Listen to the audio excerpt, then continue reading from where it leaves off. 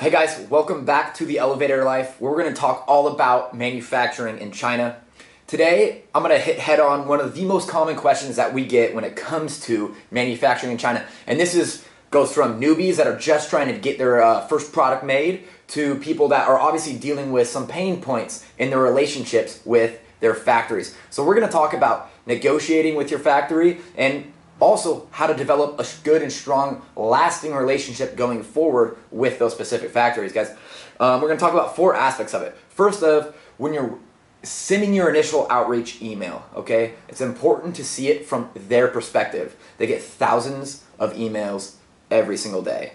So point 1, stand out in your subject header and in the content of your email, okay? There's many different ways to stand out in the email that you're sending, but please do not be sending the generic email that every single other person is, because you will get lost in their inbox.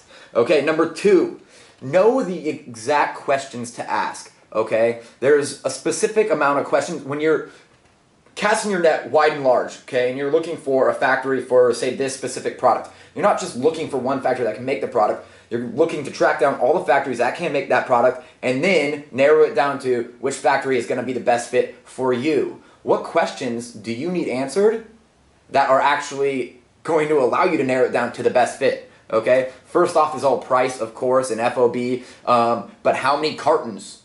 Okay, how is your product packed? You need to know how many cartons, how much it weighs, and the dimensions so you can get the shipping quotes. Okay, this is all stuff that goes into knowing the right questions to ask. And why is that important? Because it will separate you as someone that knows what they're talking about versus someone that doesn't know what they're talking about, right? Factories, if you're on their side and you're looking at it from their point of view, who do they want to work with?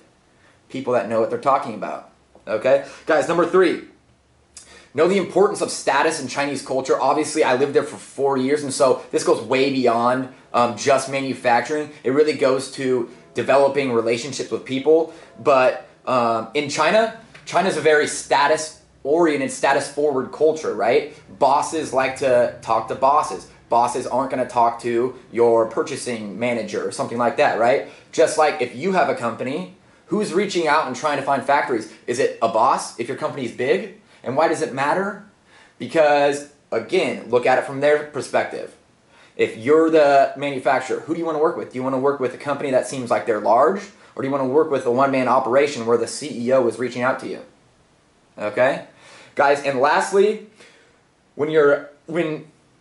this normally happens when things have progressed and maybe you put an order in or 2, okay? This isn't really, the last point doesn't really have to do with vetting factories. It has to do with developing your long-term relationship with them. So let me present this to you. What happens if you have an order, this isn't your first order, but you have an order, and after you receive it, there's some issue with the product, right? Maybe you haven't even shipped to the US. Maybe it's an issue during the quality control process, and you're going through them, and all of these single products have this little issue.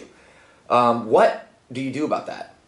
Most Westerners will continue to blow up or create some kind of argument, try to throw the blame on the factory boss, and while and hoping that you get results doing that. While that can work, and that's basically what we do in Western culture, that is you want to do the exact opposite. That is the wrong thing that you want to do, okay? You want to always be willing to let go and compromise and work it out. Because if you make enemies with a factory and with a factory boss, he's going to be less and less likely to ever work with you.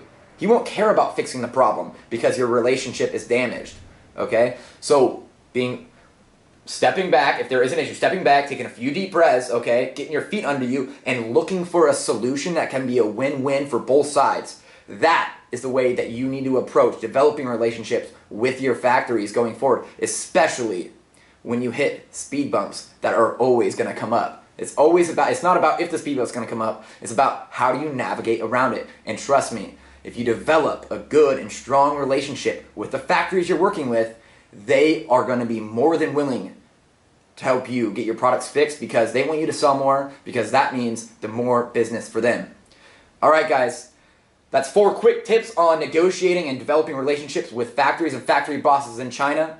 As always, subscribe to our channel, and if you have any questions, post them below the video, and we'll get to them as soon as we can.